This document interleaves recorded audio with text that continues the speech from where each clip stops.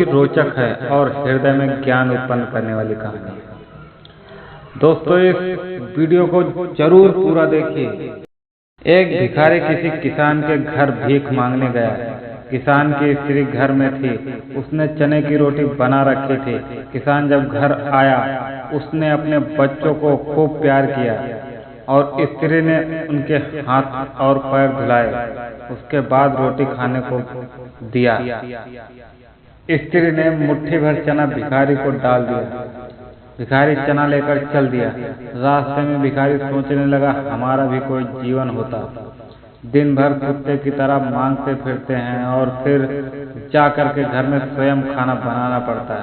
इस किसान को देखो, इसके पास कितना अच्छा और सुंदर घर है और इसके घर में स्त्री और बच्चे भी हैं और अपनी मेहनत से अन्न पैदा करता है और सभी बच्चों और स्त्रियों के साथ प्रेम से भोजन करता है। वास्तव में यही किसान सुखी है। इधर वो किसान रोटी खाते खाते अपनी स्त्री से कहने लगा, ये सफेद वाला बैल तो बुढ़ा हो गया, अब किसी तरह काम नहीं देता है। यदि कहीं से कुछ रुपया का इंतजाम हो जाए तो इस साल का काम चले। और उस सेठ महाजन के पास जाऊंगा, वहां ब्याज पर दे देगा। भोजन करके वो सेठ महाजन के पास गया। बहुत देर चिरौरी विनती करने पर 1 रुपया सैकड़े सूद पर उस सेठ ने रुपए देने का स्वीकार किया। एक लोहे की तिजोरी में से सेठ ने एक थैली निकाली और गिनकर रुपए किसान को दे दिया।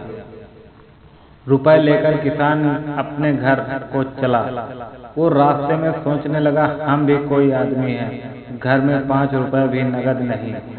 कितनी चिरौरी विनती करने के बाद उसने रुपए दिए हैं। वो सेठ कितना धनी है, उस पर सैकड़ों रुपए हैं। वास्तव में सुखी ये सेठ है। सेठ छोटी सी दुकान करता था। वो एक बड़ी दुकान से कपड़े ले आता था और उसे बेचता था। दूसरे दिन सेठ कपड़े लेने गया। वहां सेठ पृथ्वीचंद की दुकान से कपड़ा लिया। वो वहां बैठ गया कि इतनी ही देर में कई बार उसके पास फोन आए, कहीं मुंबई से, कहीं कलकत्ते से, और किसी ने बताया 5 लाख का मुनाफा हुआ, किसी ने बताया कि सेठ महाजन सब देखता रह गया। कपड़ा लेकर वो चला आया। रास्ते में सोचने लगा, हम भी कोई आदमी हैं।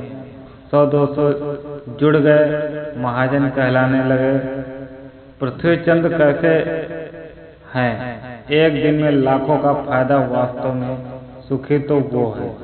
उधर पृथ्वीचंद बैठा ही था कि इतने में काफी फोन आया उसके पास। कई लोगों ने किया। 5 लाख का घाटा हुआ। वो बड़ी चिंता में था। नौकर ने कहा, आज लाट साहब राज बहादुर सेठ के यहाँ दावत है, आपको जाना है, मोटर तैयार है। पृथ्वीचंद मोटर पर चढ़कर राय बहादुर की कोठी पर चला गया। वहाँ सोने चांदी की कुर्सियाँ पड़ी थी। राय बहादुर जी ने उस कलेक्टर कमिश्नर हाथ मिला रहे थे। बड़े बड़े सेठ खड़े थे। वहाँ पृथ्वीचंद सेठ को कौन पूछता, वे भी एक कुर्सी पर जाकर बैठ गए। लाट साहब आए, राय बहादुर से हाथ मिलाया, उनके साथ चाय पी और चले गए। पृथ्वीचंद अपनी मोटर से लौट रहे थे। रास्ते में सोचते आते हैं, हम भी कोई सेठ और 5 लाख के घाटे ही गबड़ा गए। राय बहादुर का कैसा ठाठ है। लाट साहब उससे हाथ मिलाते हैं। वास्तव में सुखी तो ये राय बहादुर सेठ है। अब इधर लाट साहब के चले जाने पर राय बहादुर के सिर में दर्द होने लगा।